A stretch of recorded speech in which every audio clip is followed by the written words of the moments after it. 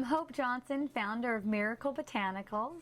And I'm Hannah. I work here at Miracle Botanicals in the shipping department. Yes, and she's also my video companion. Yeah, I'm back. So today we're talking about all of our artemisias, which we offer in one set and also individually. Yeah, which is amazing. One thing that's interesting about artemisias is that they're all high in ketones, which are very effective for a lot of different things, including headaches and cramps and getting things moving as far as the digestive system. And also, they're supposed to be used with care. So for all artemisias, you don't use it for more than 7 to 10 days straight. If you're using it for some kind of symptom for a period of time, you always stop at around 7 to 10 days and take like a week or 2 weeks off.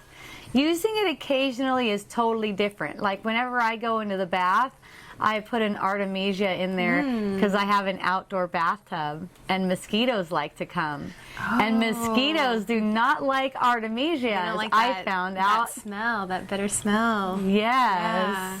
And there's something witchy about them, And that's why we're bringing them out right before Halloween. Yeah, they have a long history of folk medicine. They've been used for so long, for so many different properties.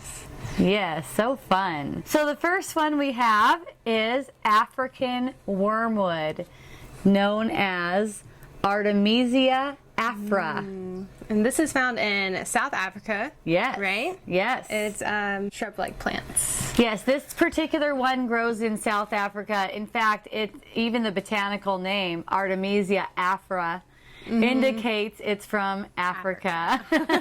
That's where it grows. This particular variety is a woody shrub. It grows about 0.5 meters to 2 meters in height. The leaves are dark green, soft texture, and similar to little ferns, which I think are so cute. That's so fairy-like. Yes. It is also traditionally used as a tea or to smoke it. Yes, so it could be used medicinally like that too. People have smoked it for that reason. And you often find artemisia in smoking blends.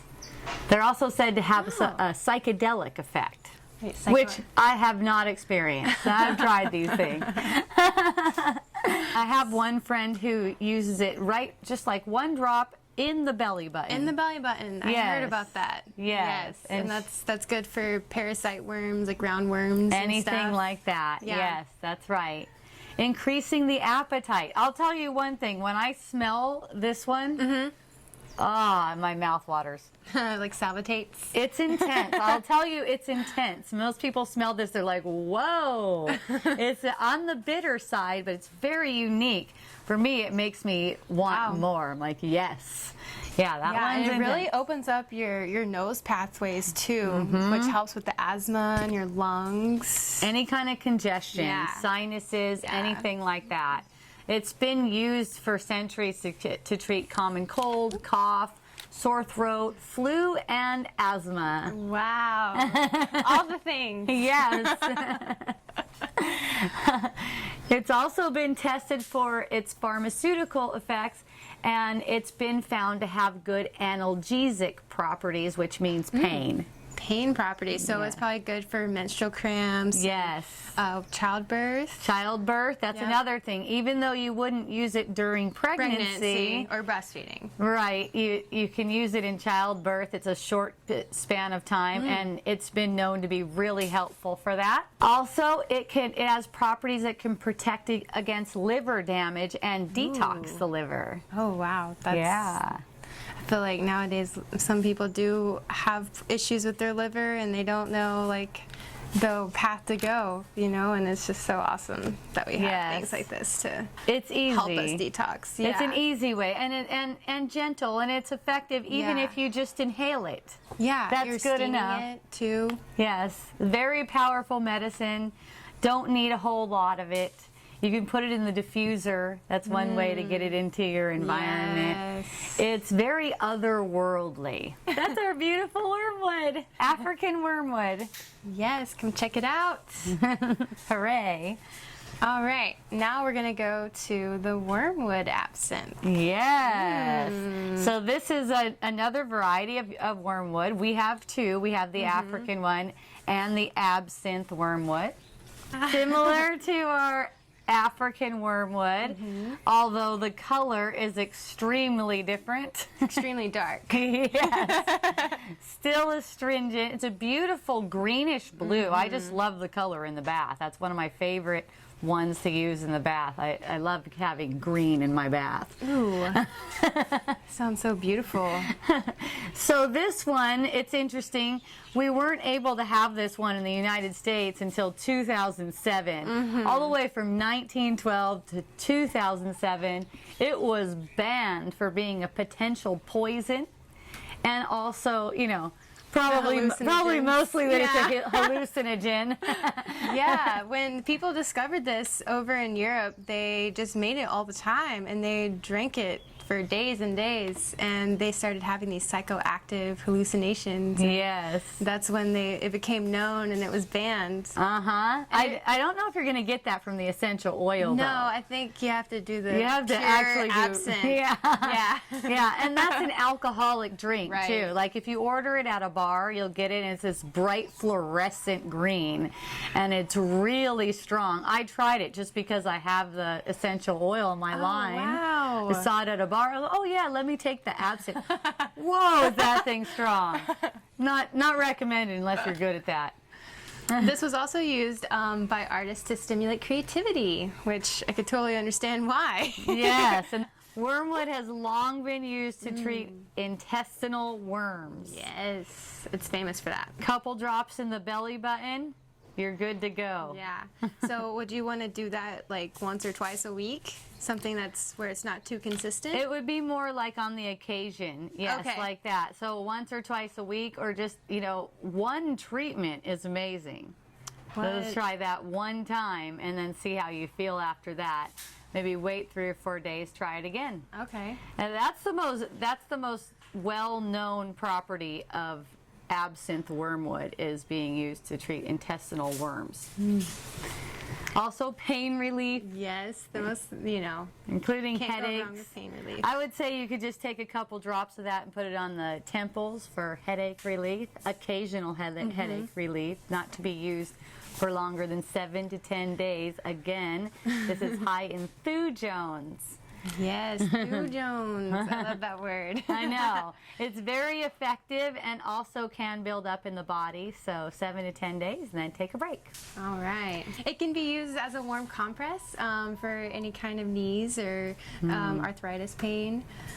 That's a great way. Yeah. Yeah. And it's traditionally used for colds and flus and whooping cough. Yeah. Forgot about the whooping cough. Right. You've even been getting immunized for that lately, but you know, when I was a kid, I didn't get immunized, and I had it. I guess if you're not immunizing and you get whooping cough, you can just use wormwood. From what I recall as a kid, it wasn't that big of a deal to have whooping cough. It's also great for digestion and acid reflux. Yeah, that's nice. Like if you eat a big meal and you just want to calm it down in there. Smelling the wormwood. I'm not going to suggest ingesting the wormwood. Yeah. Smelling the wormwood is good. You could put a drop on your palms, go like this, and just inhale, mouth and nose. Good stuff. It'll work so fast. And definitely want to point out the color. Look at that color. It's astringent, so it's not a thick oil, but it kind of looks thick because of the color. A nice bluish green. It's really green. Yay.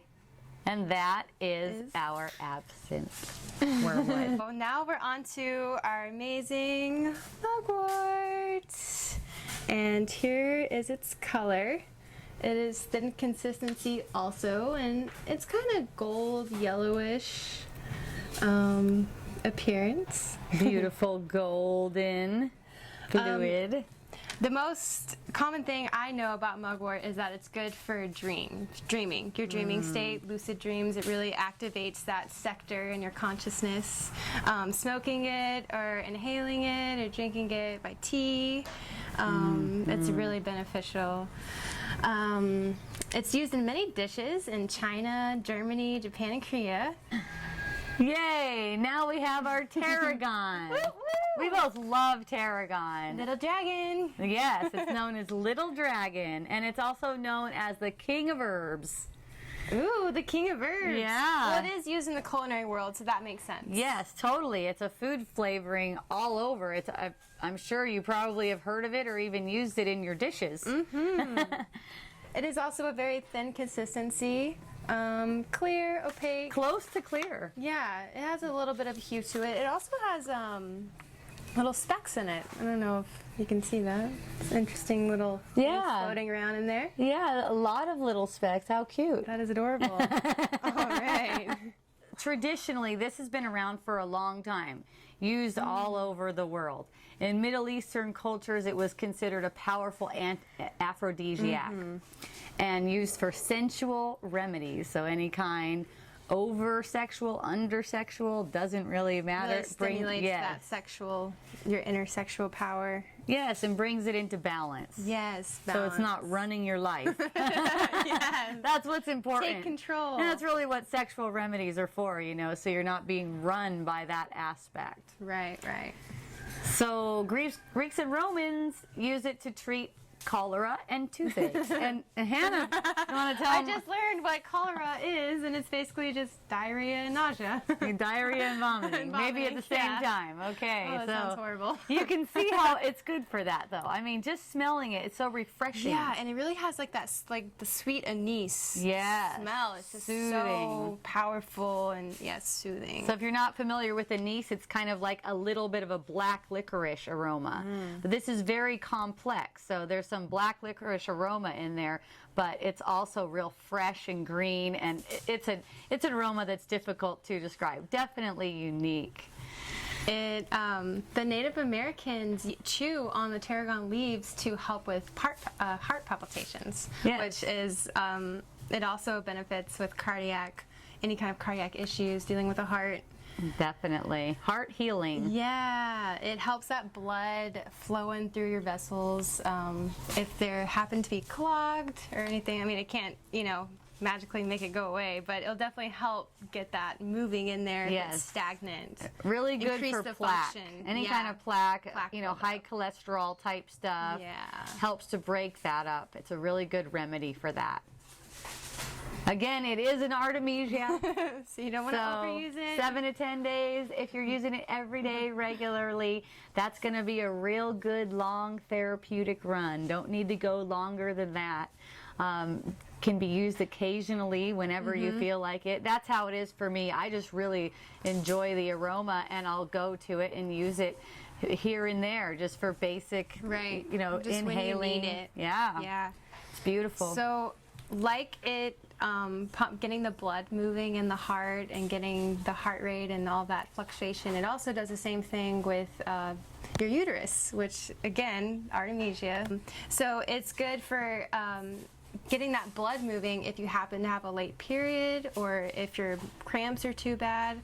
Usually that blood flow really helps ease the cramps. Yes, definitely. Yeah. Open things up. Yeah.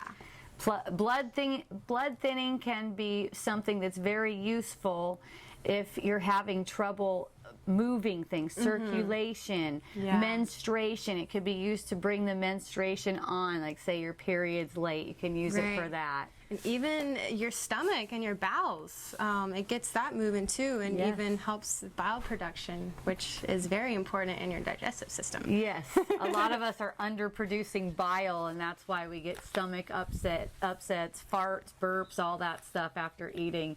So and that's probably why parasites are more common now, I would assume. Most likely. Because of the environment. Yes, and this helps with the parasites as well. It makes a great cooking companion. Yeah. If you need some tarragon, you don't happen to have any of the fresh herb, you could put a little bit, probably I would say a tablespoon of fresh tarragon would be about a drop of essential oil. Wow. See. Have you done that? Have you checked with it? I've used it in foods. Yes, it's really good. I want to try. Yeah, it's wonderful. Oh, the botanical name, Artemisia dracunculus. Ooh, isn't that beautiful? That is cute. I love how these names tie into their nicknames. Yes. And or what they do. Exactly. What they benefit. So Beautiful. fun. Yay. Next we have Davana. Yay. This one comes from India. And it's nice and sweet. And This is a sweet artemisia. It's also a thin consistency, water-like, and it kind of has more of a burnt orange color to it. Yes, very golden, goldy Yeah, orange. Goldy orange. And the thing about the aroma, it's still, you get It's that. so fruity. Yes, it is very fruity and sweet. And still you get that artemisia type of feel. Yeah. It is an artemisia. It's known as Artemisia pallens. Balance. And you know, just like with all artemisias, it's going to be good for cramps, pain, menstruation, thinning the blood, definitely second chakra, sexual issues, things like that. And for me, just intuitively, I would say out of all of these, the Davana is going to be the most effective for second chakra. It relates to the second chakra more than any of these artemisias for me, even though they all do. Wow. So creativity, sexuality. I would say combining the Davana with a wormwood, either absinthe or aphra, would really bring that together. Wow. Yeah. Whoa. So this is it's from India, and you know it's been in India for centuries. So the Indians really have their traditions with it, and they love the medicinal properties. They've been using it as an aphrodisiac, and you know it's pleasant smelling too, so it's attractive. So sweet. It is really attractive. Yeah, and that actually caught an eye of a lot of perfumists and artists back in the 20th century, and it was just such a pleasant and aroming feeling that when they would smell this, it was just like, ah. Yes, it's definitely a good one to sweeten up any kind of perfume blend and give it a really unique aroma. Yeah. Yes, it's sweet and fruity, and yet that doesn't describe it. You gotta smell it. This one is also good for your skin. So any kind of redness or irritation, it's good for helping calm that down. Also itching. Yes. And it's high in ketones as well, along with the rest of these. They're all Yes. high in the ketones. So not for use regularly while pregnant. Right. It's not gonna do any harm if you just take a sniff of it and you're pregnant, or you use a drop and you're pregnant or something like that. But you're not gonna go on like a 7 to 10 day heavy usage kind of therapeutic thing while pregnant. It can also be used in childbirth to help with pain, just like any artemisia. Beautiful. Yay! So that's our Davana. Check it out. Please. Owyhee. Yes. It's actually a take on Hawaii. It's another pronunciation. Owyhee is in Idaho in the USA. You wouldn't think that they would have a Hawaiian name over there, but they do. And this Owyhee shrub grows all over the area, and it's been used by the natives around that area for a long, long time. I bet. I mean, it's just like at their leisure. It's around the river, right? Well, there is the Owyhee River there too. Okay. Yes, and the aroma is very unique. It's known as peach artemisia because it has some peachy back notes. But I'll tell you, the top note isn't very peachy at all. It kind of reminds me of wasabi. It's so spicy. Wasabi. Oh my gosh. Yeah, it definitely has a spicy top note. Spicy. But then underneath that, it gets sweet. Yes, that's why That nicknamed peach. And this is Artemisia luteolacea.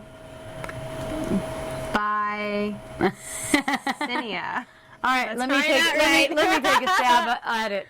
Artemisia Ludoviciana. Ludoviciana. All right. It has a long tradition. Like I said, the local populations in Owyhee. Owyhee. Isn't it fun to say? It is fun. It's like Hawaii. And they used it for pain and digestive disturbances. I say used, but they probably still do use it. Yeah. It's just that we have Western medicine now, and that seems to be the thing that's the most publicized. Right. I'm sure some people still go for the traditional herbs and stuff. In fact, in pharmaceutical medicines, they're using these traditional herbs within the medicine. It's just that you can't patent the herb itself, and you can patent a medicine that you make with the herb. So the way we look at it is you might as well just go straight to the natural medicine and bypass the thing that's got all the man-made ingredients and stuff like that. It has all kinds of side effects and things like that. Straight for the medicine. Go for it. It's right there. This is also great for sunburns and anything hot. You know, like rashes, swelling, anything like that. Or cysts or anything, any kind of like compression. Yeah, you can kind of tell too by that aroma. You know, you get to know these different aromas and what they can do to help with your physical and mental health. Yeah. So, you know, it's been used for so many different things. Give you a little bit of an idea. Stress, anxiety, tension, neuralgia, negative emotions. That's a big one. You know, those come up all the time, and people think they're actually about something in the world. They're not. They're just passing. Essential oil can help you to see that it's just passing so you don't get hooked in. You know, most common negative emotion is unworthiness. Like, I'm not good enough. You know, that has nothing to do with you. Joint pain, headaches, cramps, spasm. Wonderful, fresh, light essential oil. Herbaceous. Herbaceous. So hooray, everyone. We love you. Yes, we do. Thank you for supporting us, always and forever. And thank you for watching. Aloha.